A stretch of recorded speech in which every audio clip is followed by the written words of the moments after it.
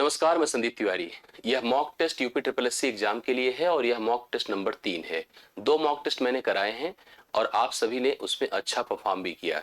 मैंने mock test इसलिए plan किया कि आप अपनी तैयारियों को समझ सकें, एग्जाम के नेचर को समझ सकें और देख सकें कि आपने जो पढ़ा है उसका सही परफॉर्मेंस आप कर पा रहे हैं कि नहीं कर पा रहे हैं। इसलिए इस सेशन में आपको इन्वॉल्व रहने की जरूरत है, मेरे साथ ही सोल्यूशन करने की जरूरत है। आंसर अपना टिक करते हुए हमें कमेंट बॉक्स में देने की नीड है। मैं उम्मीद करूंगा कि आप लोग ऐसा ही कुछ करेंगे और समझेंगे चीजें कैसी क्या है। मॉडल पेपर की तरह नहीं है कि आपको उतने ही सवाल मिले जितना सवाल एग्जाम में आता है। हालांकि 25 सवाल मैंने लिए हैं, लेकिन उतनी संख्या में डीआई नहीं है जितना एग्जाम में आती है, उतनी संख्या में अरिथमेटिक नहीं जितना एग्जाम में आती है। लेकिन यह सारे सवाल वैल्यूएबल हैं, इन सवाल की अपनी एक इंपॉर्टेंस है, इन सवालों का स्तर आपको एग्जाम में देखने को मिलेगा। मैं उसी आधार पर इन चीजों को प्लान कर रहा हूं और आप मेरे साथ लग करके इस मॉक टेस्ट में अपनी प्रिपरेशन को डन करें, समझें और देखें कि कैसे आप कर सकते हैं, कैसे नहीं कर सकते हैं। सेशन को एक बार लाइक और शेयर जरूर कर देंगे, एक रीच कनेक्टिविटी बना दे जिससे कि हम लोग इसमें बेहतर परफॉर्म कर सके। आइए मैं शुरू करता हूं पहले सवाल से। पहला सवाल देखिए क्या है, आपके सामने दोनों फिगर है। आप देखेंगे आपके पास यहाँ पर एक बार डायग्राम भी दिया है और एक लाइन डायग्राम भी दिया है। कहता है सवाल, यह आंकड़े जिसमें दंड आरेख मतलब बार डायग्राम और एक रेखा आरेख जो कि लाइन डायग्राम है, एक पर आधारित है। निम्नलिखित दंड आरेख, यहाँ पर 5 शहर हैं, ए है, बी है, सी डी ई है, मतलब ए है, बी है, सी है और ई है, में कुल जनसंख्या मतलब यहाँ पर टोटल पॉपुलेशन और शहरों में महिलाओं की संख्या मतलब कितनी फीमेल्स हैं, इनको निर्देशित करता है। अगर हमें कुल जनसंख्या और फीमेल दे ही दिया तो पुरुष तो हम लोग वैसे भी निर्धारित कर सकते हैं। जबकि रेखा आरेख क्या करता है, प्रत्येक शहर के लिए जो साक्षर महिलाओं का परसेंटेज है, पुरुषों का भी दे सकता है। सवाल एक और ऐसे ही बना सकता है, इसी में 2 लाइन दे दे तो फिगर और थोड़ा सा स्टैंडर्ड बन जाता है, लेकिन हो सकता है उसकी जरूरत ना हो सवाल में, इसलिए उसने केवल महिलाओं के साक्षर परसेंटेज को प्रेजेंट किया है। दोनों फिगर का आकलन करें तो जैसे हम शहर ए को समझें, शहर ए में 47,500 टोटल पॉपुलेशन है, 18,500 यहाँ पर फीमेल है। मेल निकाल सकते हैं घटा करके, आप 500 खत्म कर दीजिए, 47 से 18 आप निकाल सकते हैं, 29,000 टोटल यहाँ पर कितने हो जाएंगे, मेल हो जाएंगे। बट उसकी जरूरत नहीं है। अगर यहाँ फीमेल 18,500 है तो उसमें 85% तो साक्षर है, पढ़ी लिखी है, 15% निरक्षर है। परसेंटेज से वैल्यू में कन्वर्ट कर सकते हैं बटा 100 गुणे संख्या करके। ऐसे प्रत्येक शहरों की अपडेट इन्फॉर्मेशन आपको दी गई है। सवाल नंबर 1 पर आप लीजिए और सब लोग तुरंत कमेंट करना शुरू कर दीजिए। शहर बी में पुरुषों की संख्या, ओरल सवाल है, एकदम आसानी से आप देख करके बता सकते हो। अगर हम शहर बी को टारगेट कर लें, 53,500 टोटल पॉपुलेशन है, 53,500 में लिख रहा हूं, तब तक आंसर आपके आने शुरू होने चाहिए, मैं देख रहा हूं, ठीक है। माइनस 31,350 यहाँ पर क्या है, 31,350 महिलाएं। 0 घटा 0 होता है, 10 से 5 5 होता है, 4 से 3 1 होता है। समझ में आ रही चीजें, आपके सामने है सब कुछ, यहाँ पर कंफर्म होता चला जाए। 3 से 1 2 होता है, आपके पास हो जाएगा यहाँ पर, और 5 22,150 यहाँ पर हो रहे हैं। शहर बी में 22,150 बी ऑप्शन आपके लिए करेक्ट आंसर, और लगातार आपके कमेंट भी हमें दिखे, ये अच्छी बात है। सेकंड क्वेश्चन, शहर सी से निरक्षर महिलाओं की संख्या ज्ञात करो, क्या होगी। शहर सी की सबसे पहले महिलाएं पकड़िए, कितनी है, 33,150। यहाँ पर हम लाके रख लिए 33,150 महिलाएं यहाँ पर रहती हैं शहर सी में। 64% जिसमें साक्षर हैं, तो इसका मतलब 36% महिलाएं निरक्षर हैं। इस 36% की संख्या निकालनी है। परसेंट को संख्या में बदलते हैं तो 100 से भाग करते हैं। आसान करना चाहे तो बिल्कुल कर सकते हैं, 4 9 36 होता है, 4 25 बार होता है, मतलब यह 9/25 है। टोटल पॉपुलेशन 33,150 है, इसको 9/25 से मल्टीप्लाई कर दीजिए, करेक्ट है। 5 5 25 होता है, 5 6 30 होता है, 5 6 30 होता है, 5 3 15 होता है, 0 कर दीजिए। 5 से फिर डिवाइड कर दीजिएगा, देखिए क्या होता है, 5 1 के 5, 5 3 15 और 5 2 10, 5 6 30, इसको 9 से गुणा कर दीजिए। 9 6 54 की 4 हासिल 5, 9 2 18, 5 23 की 3 हासिल 2, 9 3 27, 27 2 29, 9 हासिल 2 होगा, 9 के 9 9 2 9 2 कितना होता है, 11, 11,934। देखिए आपके सामने है, विकल्प डी में है, इस सवाल का राइट सोल्यूशन है। तो मेरे ख्याल से आपको समझ में आया होगा। अगर एक बार मैच कराना है तो बिल्कुल आप मैच करा सकते हैं, जैसे कोशिश कर लीजिए, कोई गलतियां ना रह पाए, कैलकुलेशन आपकी सही होनी चाहिए, ये सबसे मस्ट चीज है।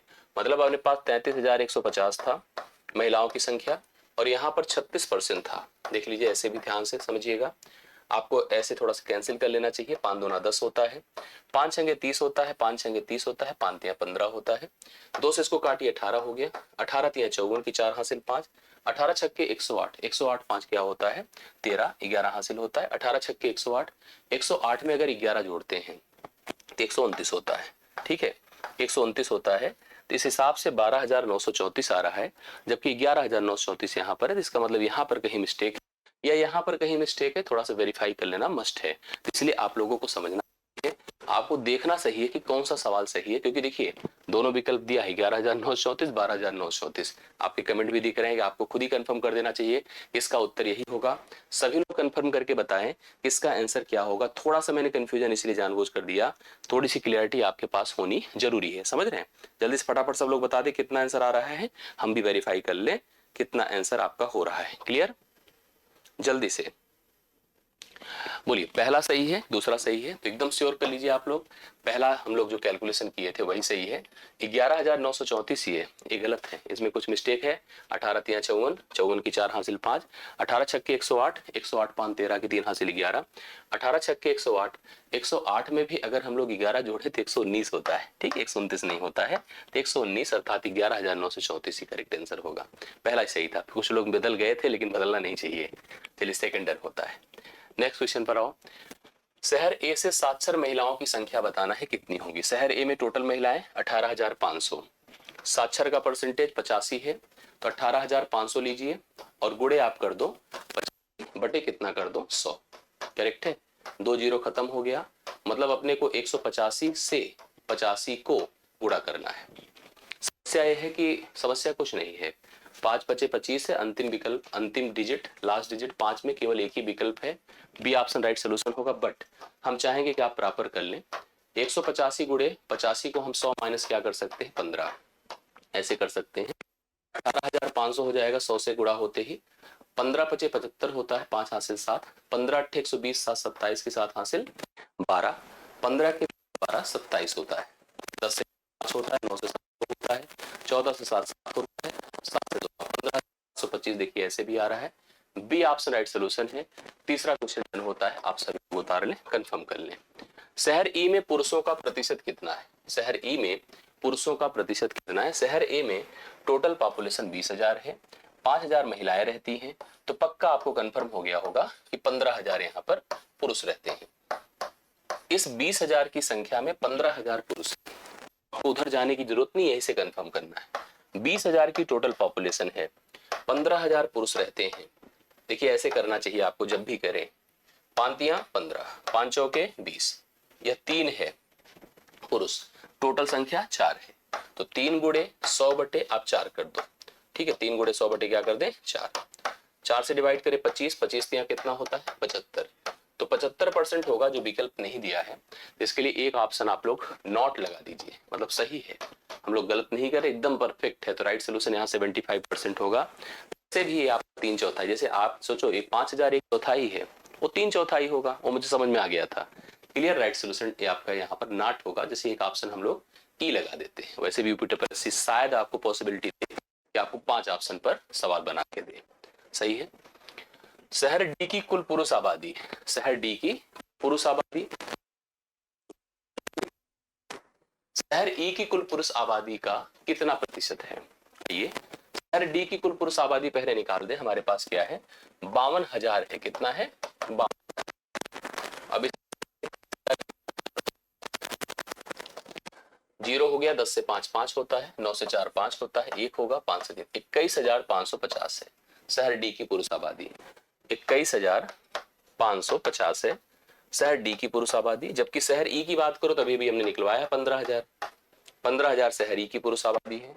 ट्राई करते देखिए क्या पॉसिबिलिटी बनती, जैसे इसने हमसे यही कहा डी की पुरुष आबादी शहर ई की पुरुष आबादी का, शहर ई की कुल पुरुष आबादी का कितना। अब यहाँ पर यह मान जो है अगर देखिए तो ज्यादा है, समझ रहे हैं, यह मान आपका ज्यादा है और यह मान आपका क्या है कम है। तो इस हिसाब से अगर इसके भी कैलकुलेशन की बात किया जाए तो यह वैल्यू आपकी 100% से अधिक होगी। जैसे हम परसेंटेज निकालें, यहाँ पर अगर हम कैलकुलेट करते देखिए खत्म कर देते। अब यह 5 से भी अगर काट के देखिए 5 या 15 300 हो जाएगा, 5 चौके 20, 5 या 15, 5 एक के 5, 431 हो जाएगा। 431 करिए गुणे 100 बटे 300 करिए, जीरो खत्म हो गया, होता है 3 चौके 12, 3 तिया 9 और 2 11 3 2 से 0 3 छंगे 18 143.6% के आसपास होगी। जिस आंकड़े को दिया है उसके हिसाब से इसका भी राइट सोल्यूशन आपको 143.6% के आसपास लेना होगा। तो राइट सोल्यूशन इस सवाल का बनता है, आप नोट कर लीजिएगा। पांचवा सवाल डन होता है। मैंने लगभग जैसे मैं चाहता हूं कि आप लोग उस हिसाब से अपनी परफॉर्मेंस को देखें, जिस फिगर के बारे में हमको अपडेट दिया है उस फिगर के हिसाब से जैसे मैं प्रेजेंट कर रहा हूं उस प्रकार से इसका प्रेजेंटेशन बना के चलिए, और ये फिगर आपको एकदम परफेक्ट अपडेट दे रहा है। आशा करता हूं समझ में सबको आया होगा, और कहीं कंफ्यूजन हो तुरंत लिखिएगा कमेंट। बाकी मैंने जैसे बताया उस हिसाब से एकदम सही है, कोई दिक्कत नहीं है। जानबूझ के इस तरह से प्रेजेंटेशन कभी कभी होता है और आयोग भी इस तरह से गलतियां करता है जो कंफ्यूज करेगा आपको, बट हम कितने श्योर है इस पर हमारा कॉन्फिडेंस दिखता है। ठीक है, नेक्स्ट क्वेश्चन देखिए। सवाल क्या है, टेबल है 6 से 10 है, नीचे दी गई तालिका का अध्ययन करना है और प्रश्नों का उत्तर देना है। तालिका महीनों में 5 जूट हैं द्वारा संशोधित जूट की गांठों की संख्या दर्शाती है। नंबर ऑफ कंपनीज है, कंपनीज के नाम है ए, जे, बीबी, डी, ई, इस तरह से नाम है। महीनों की बात है जनवरी, फरवरी, मार्च, अप्रैल, मई, और टोटल भी मेंशन ही है, कोई दिक्कत की बात नहीं है। यहाँ पर अपडेट क्या है कि यहाँ पर इस कंपनी की बात करो जो जूट की जो मिल है उनके द्वारा जो जूट की गांठों की संख्या जो बनाएगी उसको दिया है। हम दो प्रकार से रीड कर सकते हैं। अगर हमें मंथ वाइज रीड करें, जैसे मैंने जनवरी का, तो जनवरी में प्रत्येक कंपनी के द्वारा कुल इतनी जूट की गांठें क्रिएट की गई। किसी कंपनी को पकड़ लो जैसे जे को, हर महीने को टोटल योग दिया भी है, इतनी बनाई है और यह टोटल योग दिया भी है। इधर योग नहीं बट इधर योग है अपने पास अपडेट। सवाल पर आइए। मार्च में डीडी द्वारा, डीडी ये है, मार्च महीना आपके सामने है ए, 240 जूट प्रसंस्करण। मई में इसके जूट प्रसंस्करण का, मई में देखिए कितना है, 480 है। जो मार्च का जूट है मई के जूट का कितना प्रतिशत है, तो मार्च का जूट है 240 करेक्ट, और मई का जूट कितना है 480। देखने से समझ में आ गया होगा, एक बार और दो बार कोई मान आधा है बेसिकली, तो आधा मतलब 50%। 1 गुणे 100 बटे आप 2 कर सकते हैं, 2 से जैसे ही भाग करेंगे ये आएगा कितना बताएं, 50%। सी ऑप्शन राइट सोल्यूशन है, 50% सी ऑप्शन राइट सोल्यूशन है। छठा सवाल आप लोग नोट कर सकते हैं।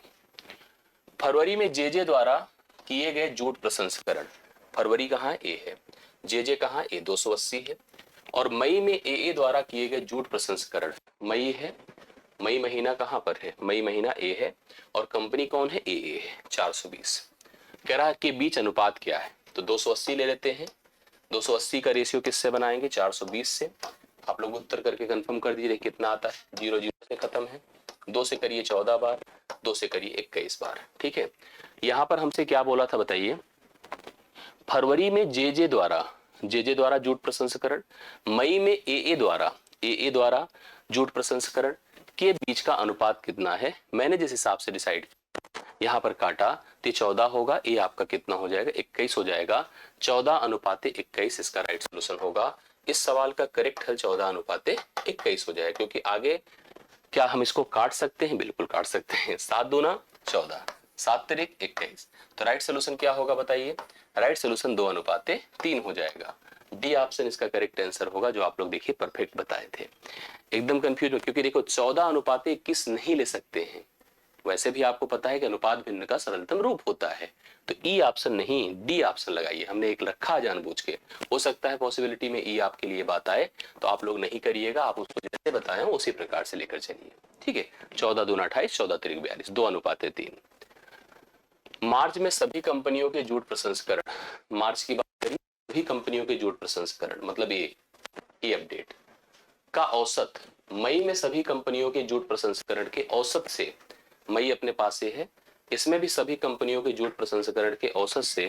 तेरह सवाल में एक शब्द जो औसत लिखा होता है इसका कंफ्यूजन हर केवल है। औसत जब समान संख्या के लिए होता है तो उसका खत्म ही हो जाता है रोल। ठीक है, क्योंकि औसत में हम तुलना ही करने जा रहे हैं, तो ऐसे में हमें औसत को लेकर कोई टेंशन नहीं होनी चाहिए। हमें केवल इस पूरे मार्च महीने में सभी कंपनियों के जूट प्रसंस्करण का योग देखना है और मई में देखना है। जिस हिसाब से उसने हमें यहाँ पर कैलकुलेशन करने को कहा है कि मार्च के सभी कंपनियों के जूट प्रसंस्करण का औसत लेना है, मई में सभी कंपनियों के जूट प्रसंस्करण का औसत उससे कितने प्रतिशत कम है, इस पर हमें बात करनी है। आइए थोड़ा सा पहले इनको जोड़ते देखिए कितना, 200 100 300 हो गया, 3 2 5 5 7 3 10 मतलब 1000 हो गया। इधर देखिएगा 80 30 110, 110 20 130, 130 40 170, 130 70 60, 70 60 230। अगर हम 230 इसमें ऐड कर देते तो हो गया आपका 1230। 1230 एक बार फिर से चेक कर लीजिएगा। 6 4 10, 10 2 12, 12 20, 20 3 23, कैरी 2, 2 2 4, 4 1 5, 5 2 7, 7 2 9, 9 3 12। करेक्ट है। इधर देखिएगा ऐसे देख लेता हूँ, 5 10 कैरी 1 हो गया, 5 1 6, 6 8 14, 14 8 22, 22 7 29, 29 2 21, कैरी 1 3 हो गया, कैरी 3 हो गया, 4 3 7, 7 4 11, 3 14, 14 3 17, 17 4 21, 2120 हो गया। ठीक है, एक बार फिर से देख लीजिएगा, 4 3 4 14, 14 4 1800 हो गया। ऐसे हम जोड़ते हैं तो 70 20 90, 90 80 170, 170 80 250, 250 और 50 300 मतलब 2100 हो गया। और 2100 5 5 10, 2110 करेक्ट है। ठीक है, औसत निकालना है तो भाई यहाँ भी 5 कंपनी, यहाँ भी 5 कंपनी, 5 5 से भाग कर दीजिए भाई, इसको भी 5 से भाग कर दो और इसको भी 5 से भाग कर दो। जैसे हमारे पास एक आंकड़ा 1230 है और बटा 5 है, और एक आंकड़ा 2110 है बटा 5 है। आपसे अगर जैसे सवाल कहे, ध्यान देखिएगा कि मार्च में सभी कंपनियों के जूट प्रसंस्करण का औसत मई में सभी कंपनियों के जूट प्रसंस्करण के औसत से कितना प्रतिशत कम है, तो आप इसकी आवश्यकता ही मत रखो, ये खत्म कर दो। आपको यहां से यहां का डिफरेंस देखना है। 11 से 3 8 होता है, 10 से 2 8 होता है, करेक्ट है, 88 हो गया। गुड़े आप 100 कर दें, बटे 211 कर दें, बटे 200 कितना कर दें, 11 कर दें। सवाल को समझने की कोशिश करिए कि इसमें कैसे इसको करना है, प्लीज इसको ध्यान से देखिएगा और समझिएगा। ठीक है, हम लोग थोड़ा सा नियरर में आंसर आएगा, क्योंकि एग्जैक्ट तो मेरे ख्याल से नहीं कटने वाला है। एग्जैक्ट नहीं कटेगा तो अपने पास देखिए ऑप्शन भी हालांकि दूर दूर है, हम चाहे थोड़ा सा रिस्क ले सकते हैं। लाइक अगर हम इसको 210 बना दें तो एक जीरो यहाँ से खत्म हो जाएगा, और भी अगर चाहे थोड़ा सा रिस्क ले ले, मतलब यहाँ से अगर इसको 200 बना दें तो 44 के आसपास आएगा, तो उस हिसाब से तो आंसर 42 होना चाहिए। बट हम एक बार पूरा करके ही देख लेते, मतलब 8800 था और इसको हमने किससे डिवाइड किया, 210 से। ठीक है, 211 से अगर हम लोग लेकर जाते तो मेरे ख्याल से 4 बार, 4 1 के 4 होता है, 4 1 के 4, 4 2 8, सही है, 4 बार जा रहा है और 4 के हिसाब से यही विकल्प जाएगा, पहला ही ऑप्शन, और कोई दिक्कत की बात नहीं। ठीक है, तो राइट सोल्यूशन 42% है और आई होप आपको समझ में आया होगा। कंपनी जे यहाँ है, में सभी महीनों में कुल जूट प्रसंस्करण 1360 है, साफ साफ जोड़ के दिया है। कंपनी डीडी यहाँ पर है कि सभी महीनों में कुल जूट प्रसंस्करण में अंतर कितना है। कि ओरल आप लोग बता सकते हैं, दोनों का डिफरेंस कर लीजिए, 0 हो गया, 6 से 6, 6 से 3, 3 हो गया, 3 से यहाँ पर डिफरेंस हो जाएगा जो सी ऑप्शन में आपको दिया गया है। करेक्ट आंसर आप लोग लगा सकते हैं। ठीक, नेक्स्ट देखिए, सभी कंपनियों के कुल जूट प्रसंस्करण, अगर सभी कंपनियों के कुल जूट प्रसंस्करण को आउट काउंट करें, भाई इसका 1460 है, इसका 1360 है, इसका 1410 है, इसका 1660 है, इसका 2020 है। सभी कंपनियों को नोट करना है तो आप ऐड कर सकते हैं। फिलहाल अभी पहले पूरा सवाल पढ़ लो। सभी कंपनियों के कुल जूट प्रसंस्करण को अगर पाई चार्ट पे निरूपित करना है तो मई माह में सभी कंपनियों के कुल जूट प्रसंस्करण का कितने डिग्री का केंद्रीय कोण निर्मित होगा। सही है, जैसे अगर कोई वैल्यू परसेंटेज में कन्वर्ट करना होता है तो 100 से कंपेयर किया जाता है, और अगर डिग्री में कन्वर्ट करना है तो 360 से कंपेयर किया जाता है। मई महीने में टोटल अगर हम बात करें तो कितना जूट प्रसंस्करण हुआ है, अभी पीछे हम लोगों ने मई को ऐड किया था, टोटल इसके पहले वाले सवाल में आपने देखा होगा, नहीं किया था, मई को किया तो था। मई में कितना आया था, 2110। यहाँ पर सवाल हमसे कहता है, देखो सब यहाँ पर हम लोग किस महीने को कंसीडर करना है, मई को कंसीडर करना है। मई में टोटल यहाँ पर जूट प्रसंस्करण 2110 हुआ था, और अगर सबकी बात किया जाए तो संपूर्ण जूट प्रसंस्करण हमारा कितना है उसको निर्धारित करिए। भाई सबको जोड़ी दे, कितना होता है, 14 27, 27 10 37 4 41, 41 10 51 6 57, 57 20 कितना होता है, 57 20 77। ठीक है, 7700 लिख दीजिए, 7700। 60 60 120, 120 10 130, 130 60 190, 190 20 210, 210 करेक्ट है। इसके बाद देखिए कुछ है ही नहीं है, छोड़ दीजिए। यहाँ पर आप इसको जोड़िए तो 77 मतलब 79 10, 79 10 टोटल है। यहाँ पर 2110 था, यहाँ पर 79 10 है, करेक्ट है। इसको मुझे किस में कन्वर्ट करना है, डिग्री में कन्वर्ट करना है। डिग्री में कैसे कन्वर्ट होता है, यह मान आपको 360 मानना होगा, कि हम लिखेंगे हमारे पास वैल्यू जो 79 10 है, इसकी वैल्यू 360 डिग्री है। ठीक है, इसका मान 2110 कितना हो जाएगा, यही वैल्यू हमको कंपेयर करना है। ये देखिए ऐसे खत्म हो जाता है, ठीक है। आप इसको देखिए प्रॉपर कैलकुलेशन में ले जाइए और नियरर आंसर आएगा। जैसे मैं देख रहा हूं कि यहाँ पर 2 3 6 2 चौके 8, लगभग ये 4 बार जा रहा है, तो 4 के हिसाब से देखिए 4 9 36, लेकिन अभी 90 के आसपास 2 विकल्प हैं, तो हमारे पास कंफ्यूजन है, तो इसलिए इसको प्रॉपरली हम लोग को देखना पड़ेगा। इसमें कोई ऐसे लापरवाही नहीं कर सकते, ठीक है। हम लोग को देखना पड़ेगा एक्चुअली कितना हो सकता। थोड़ा सा नियरर अगर बनाना चाहो तो जैसे इसको भी 0 कर सकते हैं, इसको भी 0 कर सकते हैं, तो ये ऐसे खत्म कर सकते हैं। फिर अगर थोड़ा सा और सोचे, इसको अगर हम 20 कर दें, इसको हम 80 कर दें, तो 20 चौके 80, यहाँ पर देखिए 4 से फिर वही 90 की स्थिति आ रही है। 90 के हिसाब से अगर देखा जाए तो 89 डिग्री ही राइट सोल्यूशन होगा। सबसे नजदीक में अगर जो मुझे मिल रहा है, यहाँ पर पहला ही विकल्प मिल रहा है, क्योंकि कैलकुलेशन बहुत टफ हो जाएगी। अगर आप जैसे इस 2110 को गुणे 360 बटे 7910 करो, भाई टोटल 7910 हो रहा है जोड़। यहाँ पर ये तो चलो खत्म हो गया, इसका इसके साथ गुणा होगा और 791 से भाग होगा।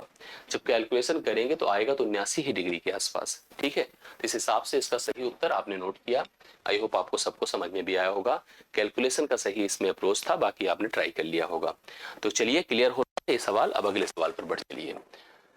ये हमारा जो है आवर्ती भिन्न का सवाल है। यहाँ पर हमें जोड़ करना है और अलग अलग 3 हमारे पास रिकरिंग डेसिमल है, ठीक। इसमें बार लगा है, सबको अर्थ जानते होंगे। 0.5 373737 टिल द इनफिनिट लिखा है। इसी प्रकार से 0.3 35 35 35 टिल द इनफिनिट लिखा है। 0.2 34 34 34 टिल द इनफिनिट लिखा है। इसमें माइनस, इसमें प्लस। इसको करने का तरीका देखिए, ऐसे हम टेबल बना देते, जब भी हम कराते क्लास में भी ऐसे मैंने कराया। 0.5 है, माइनस 0.3 है, प्लस पॉइंट आपके पास 2 है, ठीक है। यहाँ पर 37 है, यहाँ पर 35 है और यहाँ पर 34 है, करेक्ट। इसी चीज को 2 बार रिपीट कर दीजिए, कैरी एरी का सिस्टम खत्म हो जाता है। बाकी आपको बड़ी दिक्कत नहीं होगी, आराम से उत्तर कर सकते हैं। हालांकि इसकी अभी जरूरत यहाँ नहीं बन रही होगी। 7 से 5 घटा तो 2 2 4 6 होता है। 3 से 3 घटा 0 3 होता है, इसकी कोई उपयोगिता नहीं है। 7 से 5 घटा 2 2 से 4 6 होता है। 3 से 3 घटा 0 में 3 जोड़ा 3 होता है।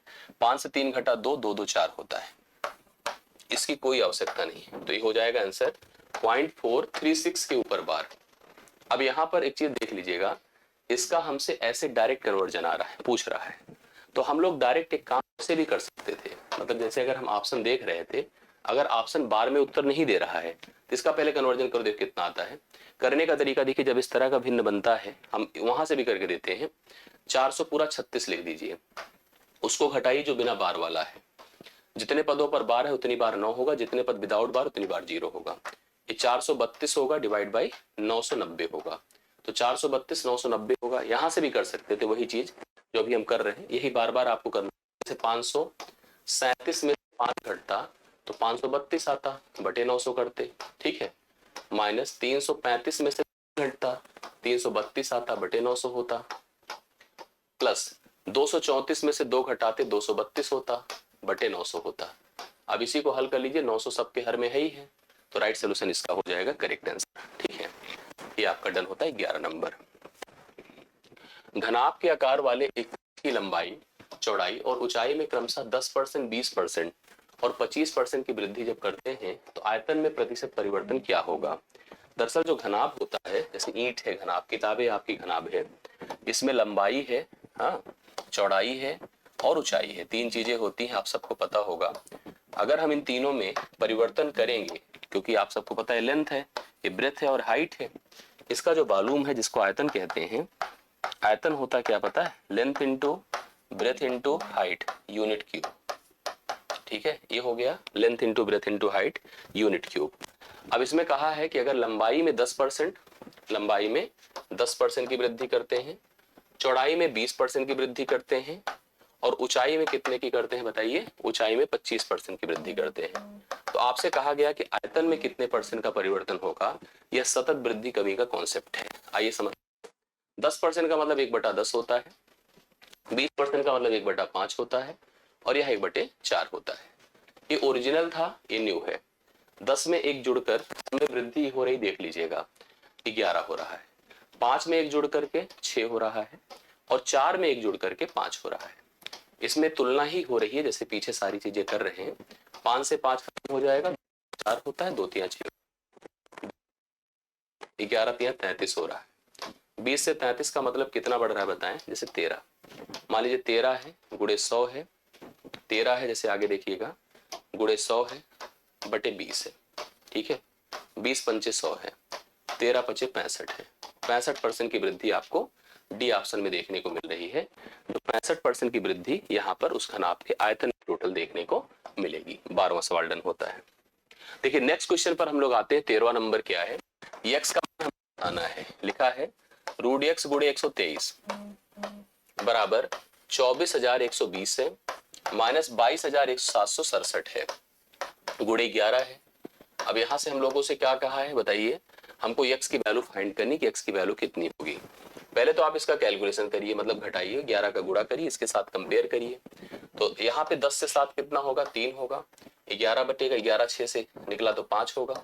यहाँ पर आपका 10 से 7 फिर से 3 हो जाएगा, 3 से 2 1 हो जाएगा, 1353 हो गया। गुणे आपके सामने 11 है बराबर आपके पास रूट x है गुणे 123 है। करेक्ट है मेरे हिसाब से 123 से जाना चाहिए ना, 123 से जाना चाहिए। ऐसे अगर 123 से एक बार गया 123, 23 और 12 फिर से 123, मतलब अगर आप इस चीज को डिवाइड कैंसिल करते हैं एक और एक बार हो जाएगा। अर्थात रूट x की वैल्यू बोलो कितना हो गई? 11 ग्राम में 121। और हम लोगों से क्या पूछा है? x का मान। तो x का मान इसके वर्ग दोनों साइड करिए तो 121 का वर्ग हो जाएगा। 121 का वर्ग हो जाएगा। 121 का वर्ग देखिए कितना हो जाएगा आपके सामने। हम लोग इसका वर्ग करते हैं। 121 100 के ऊपर है, कितना ज्यादा है? 21 ज्यादा है। 21 और बढ़ाओ 142 हो जाएगा।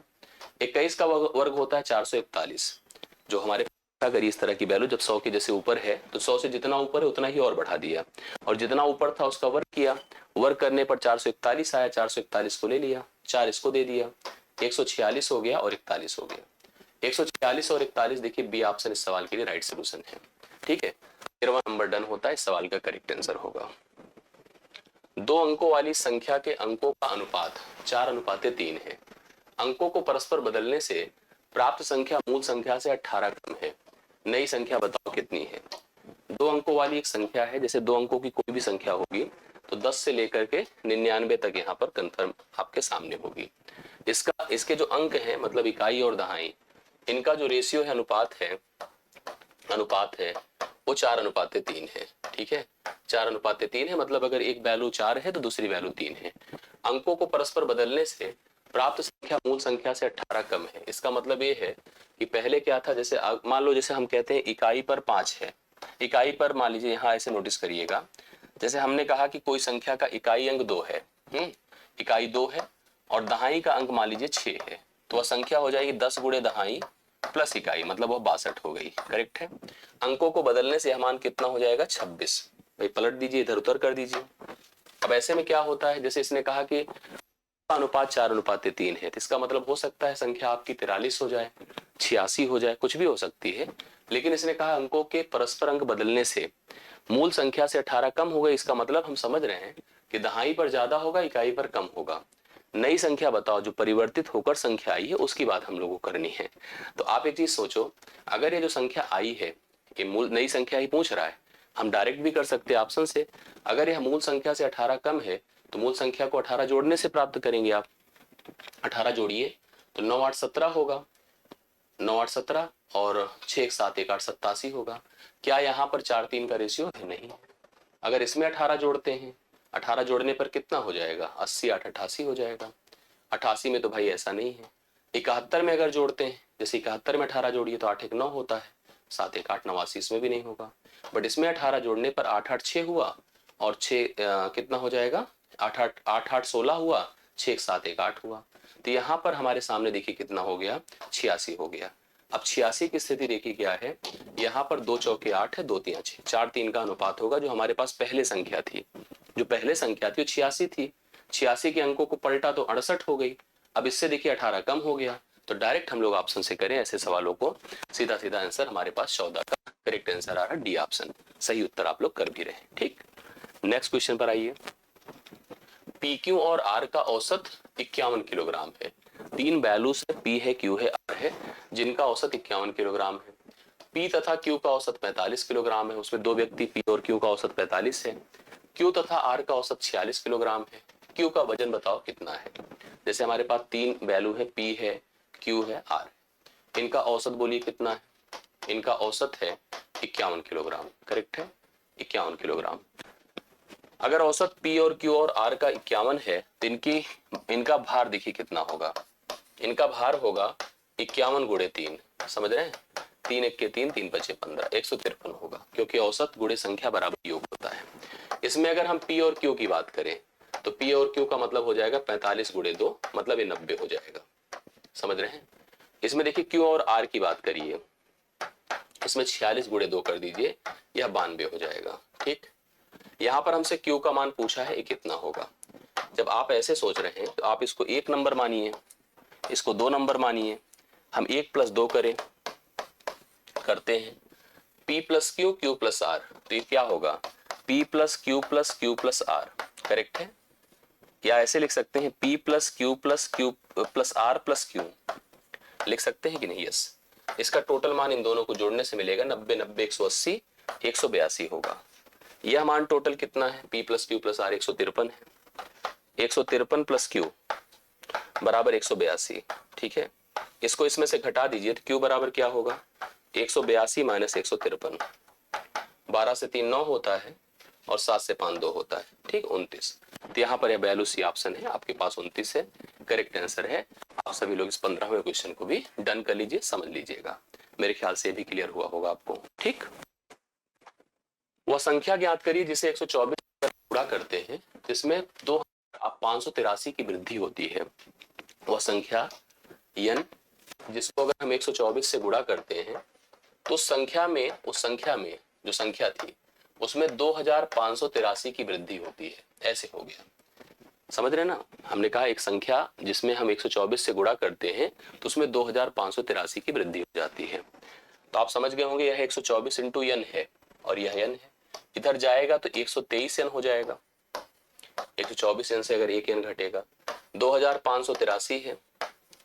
n का मान बताएं कितना है, 2583 बटे 123 है। ठीक है, 123 दूना 246 है। जैसे अगर आप क्या करिए, 2583 से अगर मैं 123 को भाग करता हूं, से मैं अगर 123 से भाग करता हूं तो 2 बार देखिए 246 होता है, 8 से 6 2 होता है, फिर से 123 आ गया। तो 2 2 मतलब एक प्रकार से 2 बार तो जाएगा और 1 बार जाएगा। तो n का मान आपका कितना हो गया, 21 हो गया। डी ऑप्शन राइट सोल्यूशन 21 आप लोग नोट कर सकते हैं। 16वां डन होता है। दी गई छवि मतलब जो इमेज है में x का मान बताना है क्या होगा।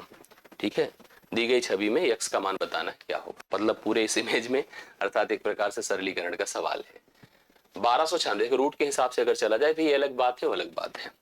1296 का वर्गमूल सोचिए कितना होगा। अंतिम में 6 है, तो 6 के लिए या तो 4 होता है, भाई 4 का वर्ग 16, या तो 6 खुद ही होता है। इस हिसाब से 12 किससे कनेक्ट करेगा, भाई 13 से 31 11 का वर्ग होता है। ठीक है, 13 से 31 कितना होता है, 11 का घन होता है, इसलिए उसको छोड़ दीजिए। मतलब अगर ऐसे करिए तो आपका 32 हो गया मेरे ख्याल से। देखिए अब आपको इसे सोचना चाहिए जैसे ब्रेक किया जाता है, या तो अब इसके लिए सोचिए क्या है, एक संख्या जिसका वर्ग 12 हो जाए या उससे कम हो। तो 3 का वर्ग 9 होता है, 4 का 16, तो यहाँ 3 कर दीजिए। 3 के साथ या तो 4 होगा या तो 6, मतलब 32 होगा या 36 होगा। 3 का वर्ग कितना था, 9, 9 में 3 जोड़िए तो 12। तो ऐसी केस में आपको 36 लेना पड़ेगा। ठीक है, ऐसी केस में आपको 36 लेना पड़ेगा। 36 का वर्ग करके देखिए कितना आता है। 36 का वर्ग करके देखिए, 6 4 के 36 होता है, 6 3 18 18 36 होता है, 3 3 9। ठीक है, 9 करिए, यहाँ 6 हो गया, 36 3 39, 9 हो गया, 9 3 12, ये 12 हो गया, 12 6, मैंने कहा ना 36 होगा। क्योंकि ये दरअसल क्या होता है ना, जो सिंगल वैल्यू है 3, जिसके लिए आपने सोचा था मतलब कि 12 का जैसे 3 का वर्ग करने से 12 से बिलो आ रहा है, उसका वर्ग उतने में जोड़ा तो अगर मान बराबर आ रहा तो बड़ी संख्या ली जाती है। अगर मान छोटा होता तब भी आपका जो है बड़ी संख्या ली जाती। तो यहाँ पर 36 हो गया। अगर 180 से हम 36 घटा दें, 36 घटा दें तो 144 आएगा। 144 का वर्गमूल निकालिए, 12 आएगा। 12 इसमें से घटा दें, 6 से 2 4 होता है, 0 हो गया, 2304 हो गया।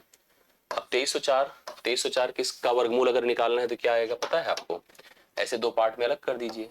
4 चौके 16, 4 हो गया, इसके बगल या तो 2 आएगा, भाई 2 का वर्ग करने से 4 होता है, या तो 8 8 64 होगा। फिर वही बात, 4 का वर्ग 16 में 4 जोड़ने पर 20 उससे कम आ रहा है, तो मतलब ये 48 होगा, 48 का वर्ग है।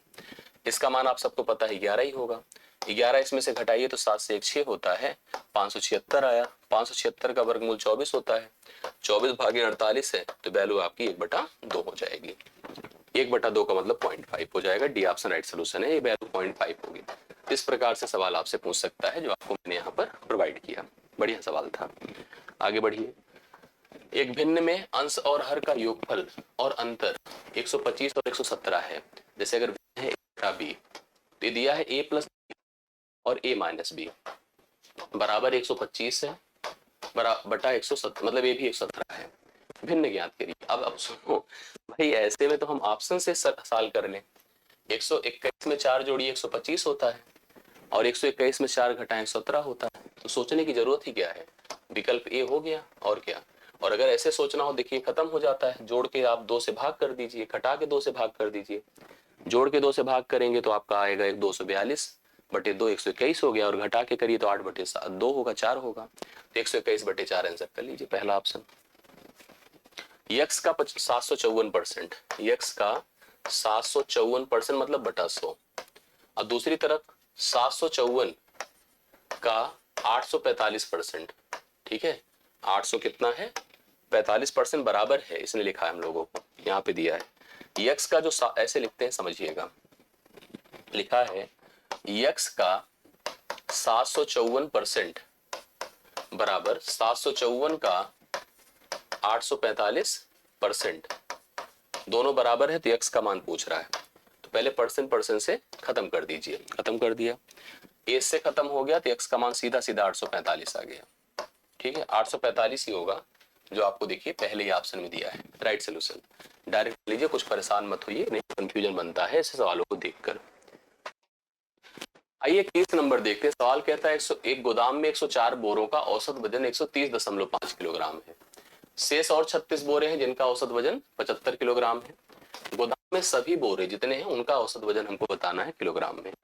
यहाँ पे लिखो बोरों की संख्या और यहाँ पे लिखे हम लोग औसत। सवाल देखिए कैसे है, 104 बोरे हैं, औसत है 130.5, ठीक है। और यहाँ पर कितने हैं, 36 बोरे हैं, औसत कितना है बताएं, औसत है 75। अब अगर योग निकाल ले, पहले योग निकालना ही पड़ेगा।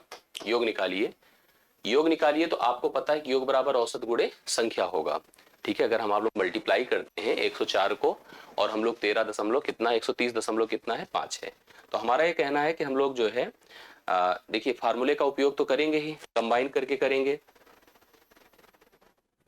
देखिए हम लोग अब योग करेंगे, योग बराबर क्या होता है, औसत गुणे संख्या होता है।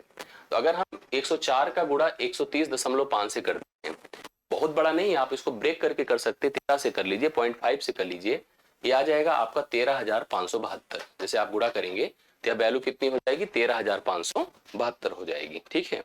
अब हम लोगों ने क्या किया, पहले तो इसका मल्टीप्लीकेशन कर लिया, 13,572 आ रहा है। दूसरी तरफ अपने पास यहाँ पर जो 36 और बोरे हैं इनका औसत करना है, तो इसका इससे गुणा करेंगे 2700 आ जाएगा। गुणा करके देख लीजिए, 75 से कर लें या 36 से कर लें, 2700 हुआ। ये 2 हुआ, ये 7 हुआ, 7 5 12 होता है, 3 2 5 1 6 होता है, 1 होता है, 16,272 है, ये योग आ गया। टोटल बोरों की संख्या बताओ कितनी है, 140 है। 140 से इसको भाग कर दीजिए 16,272 को, बटा आप 140 कर दे। तो चाहे तो इसको अलग कर लीजिए, पहले एक बार 14 से कर दीजिएगा, फिर 10 से कर दीजिएगा। 14 से डिवाइड करके कितना आता है, 14 1 के 14, यहाँ पर 1 2 आया, हम डिवाइड करके देखते हैं, देखिए कितना हो जाएगा। जैसे 14,272 16,272 है और हम इसको 140 से भाग कर रहे हैं, ठीक है। 16,272 है अपने पास और इसको हम 140 से भाग कर रहे हैं।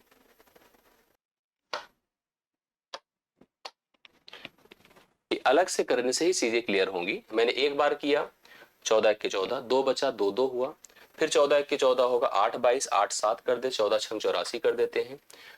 116 के साथ विकल्प है, बिल्कुल 2 विकल्प है, तो आगे बढ़ लीजिए। पहले देखिए मैंने क्या किया, 14 के 14 है, 2 2 14 के 14 है, ठीक है। 8 7 14 6 84, 3 2 है, 14 दूना 28। अब यहाँ पर देखिए हम 14 दूना 28 करते हैं, 28 के बाद कितना हो जाएगा, आप लोग ऐसे देख लीजिएगा, 28 मतलब 2 के साथ विकल्प में चल रहे हैं, क्योंकि 2 के बाद देखिए 5 भी है, 2 के साथ 3 भी है, तो दोनों स्थितियों को आप लोग प्रॉपर समझिएगा।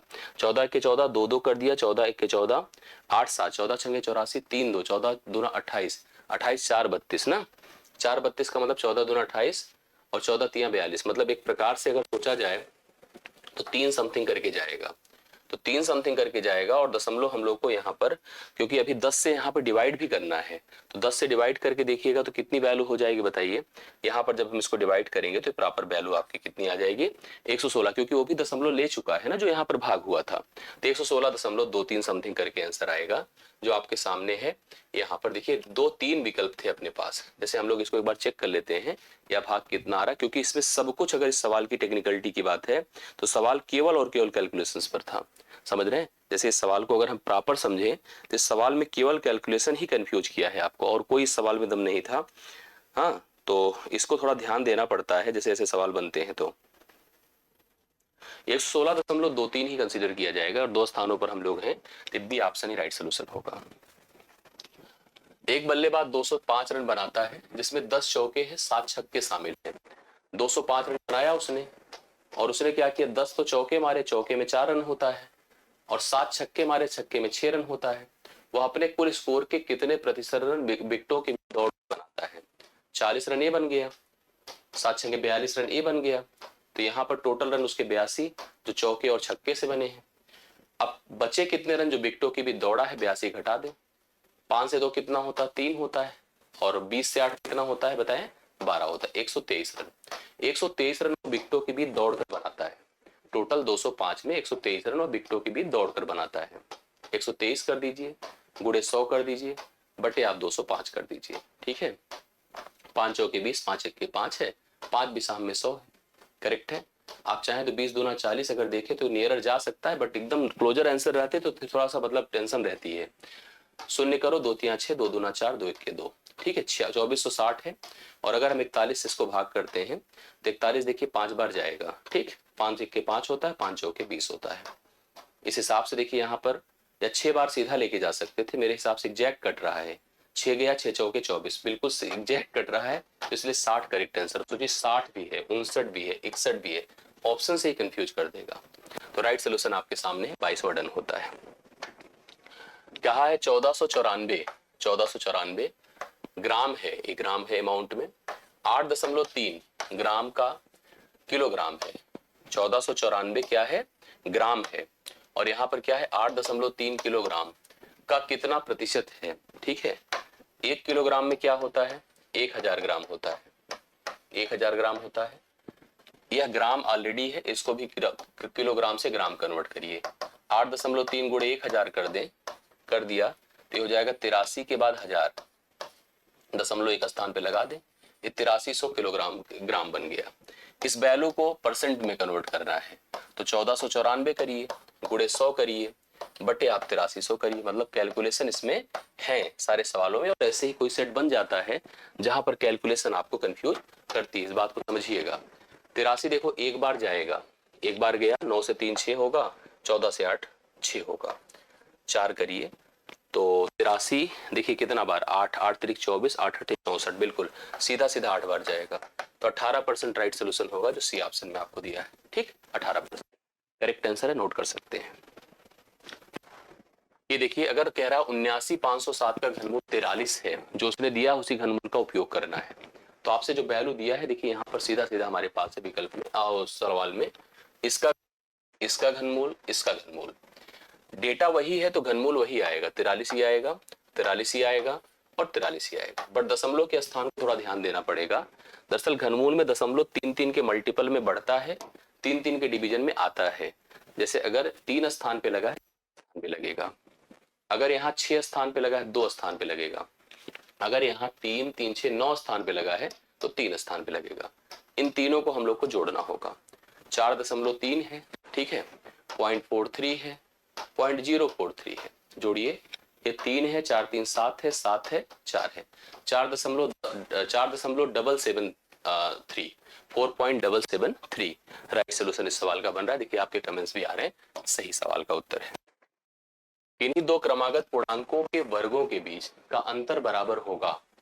कोई भी 2 क्रमागत पूर्णांक ले लीजिए, कोई भी, जैसे 2 ले लिया, 3 ले लिया, वर्ग करिए 4 और ये 9, 9 और 4 का अंतर कितना होता है, 5, ठीक है, 3 ले लो 4 ले लो, समझ रहे हैं, 3 का वर्ग 9 होता है, 4 का 16, 9 7 क्या होगा 16। यहाँ पर हमसे क्या कह रहा है समझने की कोशिश करिएगा। किन्हीं दो क्रमागत पूर्णांकों के वर्गों के बीच का अंतर दोनों संख्याओं के योग, दोनों संख्याओं के योगफल के। ये देखिए, अगर आपने नोटिस किया होगा 2 3 कितना है, 5, 4 3 कितना है, ऐसे कुछ ले लीजिए। 11 और 12 ले लिया, 121 है, 144 है। अंतर बताइए, 3 है, 2 23 हुआ, जोड़ के देखिए तो ये दोनों के जोड़ के बराबर होता है। ये बहुत ही क्लियर और इंपॉर्टेंट सवाल है, नहीं तो कंफ्यूज कर देगा। दो कोई भी क्रमागत पूर्णांक ले लीजिए, उनके वर्गों के बीच का अंतर हमेशा उन संख्याओं के योग के बराबर होगा। तो आशा करता हूं समझ में आ गया होगा। 25 सवाल डन हो गए, एक अच्छी एनालिसिस हो गई, कंफर्म कर लिया होगा। कहीं डाउट भी होगा तो अपडेट कर दीजिएगा, कंफर्म करिएगा, हम उसी हिसाब से फिर से प्लान कर लेंगे। अभी के लिए मेरी तरफ से इतना ही, बहुत बहुत धन्यवाद। मिलता हूं नेक्स्ट क्लास में। Thank you so much. PDF है डिस्क्रिप्शन में, उसको डाउनलोड कर लीजिएगा। जुड़े रहिएगा, आगे हम लोग फिर से इसी प्रकार से कनेक्ट करते हैं। थैंक यू सो मच, सभी को धन्यवाद।